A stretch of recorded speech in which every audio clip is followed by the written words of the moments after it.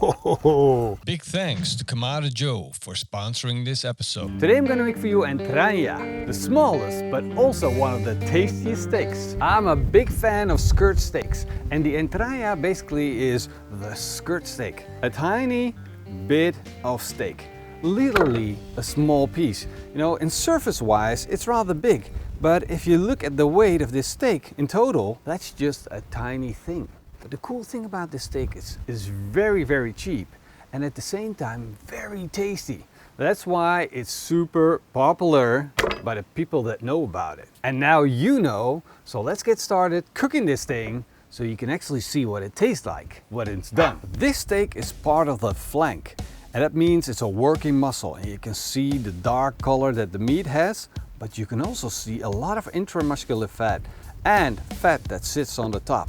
And that fat, that's going to work for us to get this little bit of meat nice, juicy, and very, very tasty. Because that's exactly where the magic lies with this steak. It is a steak that is tough, but we're going to make it tender, and we're going to make it juicy by cooking it the right way. The way the Argentinians, the Mexicans, and well, basically the whole of South America is already on this trail. We just need to get on board with it too. I'm gonna be cooking that steak on the Kamado Joe Kettle Joe, and this thing is absolutely perfect for the job. As you can see, I've got this middle section sitting in the grill. I'm gonna take that off, and now I have an empty grill, and as you can see, the ashtray is still full, and by removing the ashtray and getting rid of the ash, I'm maximizing my airflow, and it's great for the garden. Now I can load it up with some fresh charcoal. And don't add too much, a little bit of charcoal goes a long way. Light it up, let the fire starters burn down, and let the charcoal get up to temperature. And in the meantime, I'm gonna make something to add flavor to our steak, and I love butter. So what I'm gonna do is I'm gonna take a little bit of butter, and it's a hot summery day, so that butter is as soft as it can be. Look at it. Cut it with a fork. There we go, nice and creamy. And now since it's summery, I want to add summer flavors. So I'm going to add some fresh parsley. I'm going to chop that fine. And with the herb butter, you want to go as fine as you can on that parsley. That's about 4 tablespoons of fine chopped parsley. And what goes well with parsley? That's right, garlic. I'm using 3 small cloves of garlic. Of course you can add way more than that, but I like to save this butter and put it on a little bit of bread on the side, and then 3 will be more than enough. And the last ingredient is a little bit of lemon juice. Make sure you get those little pits out. Mix that up first, and now I got to bring it up to flavor with salt and pepper. For 125 grams of butter, I'm using just a little pinch of salt and 4, maybe 5 twists on the old pepper mill. Mix it up again, and then taste it to make sure you got the flavors right. And in those 5 minutes, the charcoal is lit up and is up to temperature. So I'm gonna put in the grill grates, and then I'm gonna load it up with a couple of eggplants, some zucchinis, and that's going to be for our side dish. The grill is running at a temperature of around 160 degrees Celsius. I'm going to close the lid and I'm going to roast those eggplants and zucchinis. That's going to be so tasty. The eggplant is slowly starting to get soft. The zucchini is still freaking hard, and I want a little bit more heat. I need a little bit of char. And to get a proper sear, I'm going to take off the veggies and lower the grill grate. So I'm getting more heat. I'm in the wind a little bit, and the wind's drawing over the barbecue, so that's taking away a little bit of that heat. Now I can add more charcoal, but I can also lower the grill grate and just creating more heat with the same amount of charcoal in the end. Veggies back on, getting a good sear. I'm going to close the lid and I'm going to let them cook until they turn soft and got a beautiful char on the outside. Now my favorite moment has arrived. That beautiful steak is up to room temperature. Well, it's currently 30 degrees Celsius, but I think it's around 20 degrees Celsius. I'm going to put it on the grill and I'm going to slowly let it come up to temperature. Of course, I want to keep my eye on it as much as possible. You see the fat is melting, and a little bit of silver skin that sits on top here is shrinking together and it's curling up. So I want to rotate the meat, place it offside the charcoal a little bit and give it some of that pitmaster love, moving it around. getting it nice and crispy. I want to render off as much fat as I can, while at the same time not letting all of that burning fat touch the meat. So I'm just looking for a golden crisp on the outside, like that caramelization where it turns from dark red to nice and brown. I don't want to be cooking this to a rare. I want to be cooking it to a high temperature of 56, 57 degrees Celsius.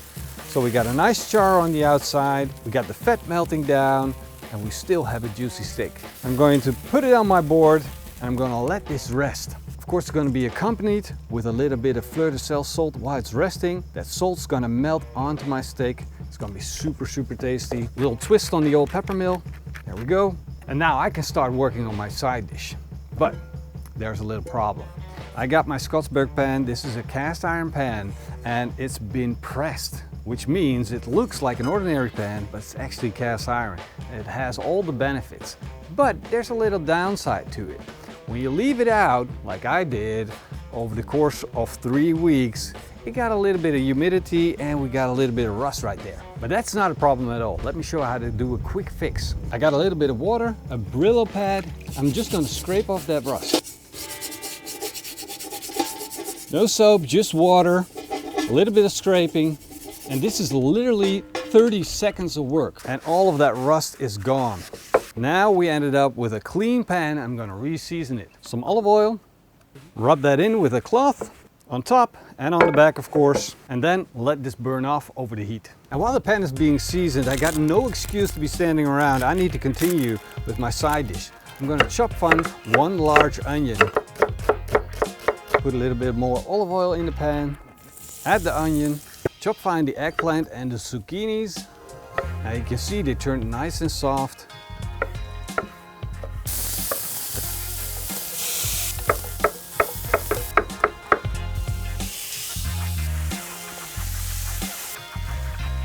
Of course, we have all that beautiful butter, and the butter is going to go all into the veggies. It's going to soak it up. It's going to make it rich, creamy, and very, very tasty. Now the steak has been resting, and it's time to put a little bit of that butter onto the steak. And let that butter melt and turn that steak creamy and soft. And that's it. That's how easy it is to make an Entraña steak on the grill. Super tasty, super flavorful. I got my herb butter. I got my tiny but very, very tasty steak. And I got my veggies. So it's time to plate up. First I'm gonna load up some roasted vegetables. Beautiful and delicious. Then I'm gonna cut into my steak. Then you're gonna cut it against the grain, making it nice and tender. Look at that. Oh, that is one juicy, tender steak. Plate it up over the vegetables. And there we go. A super summery barbecue dish, Entraña with grilled vegetable. People always ask me, how excited can you be over food? Really? Well, I'm excited. I can't stop giggling. I feel like a little schoolgirl. There we go, first try. I haven't had steak for a couple of weeks. I know I sound spoiled, but having a steak like this is a total no-brainer. A lot of herbs. Oh, I want to eat it. This is so tasty. You got that crunch from that silver skin that we left on the Entraña. It turned super crisp and it was juicy, it was flavorful. All the flavors we put on, and the veggies, they were roasted and creamy and soft and tasty. This is a great, great combination. You need to try this recipe. Perfect crust, salty, tasty, lemonly, so it's summery. You want to have this steak. You want to find this recipe. What you got there? Yeah, since we Dutch, we gotta have some bread to go with this. I'm putting that butter on the bread, roasting it, turning it into garlic bread. It's gonna be so tasty. Hope you guys enjoyed this video. If you did, then check out the recipe, man. You gotta make the recipe. PitmasterX.com. Yeah. See you guys next time. Until then, eetsmakelijk. Eetsmakelijk. And keep on grilling. You know Dutch? Yeah. It's a nice language. Been so long. Ooh, bread. Garlic bread.